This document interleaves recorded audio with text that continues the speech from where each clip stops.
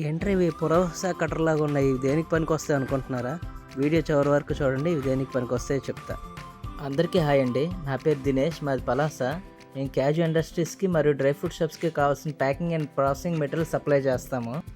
ఇవి క్యాజు ఇండస్ట్రీస్లో రా నెట్స్ కొన్నప్పుడు వాడే శాంపిల్ కట్టర్స్ అండి.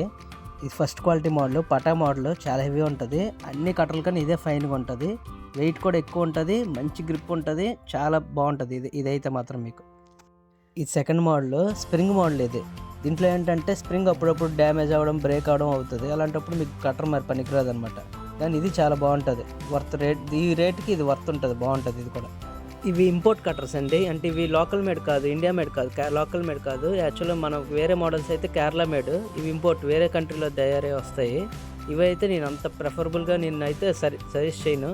చూడడానికి బాగుంటుంది, వర్క్ బాగుంటుంది, కానీ మన లోకల్ వచ్చినంత ఫైన్ క్వాలిటీ అయితే ఇవి ఉండవు. ఇది ఇంపోర్ట్ మోడల్కి ఇమిటేషన్ మోడల్ అనమాట. ఇంపోర్ట్ మోడల్ లుక్, ఎపీరియన్స్, మన లోకల్ టెక్నాలజీ టచ్ అనమాట. స్ప్రింగ్ యాక్షన్ బాగుంటుంది, కానీ కాస్ట్ కొంచెం ఎక్కువ.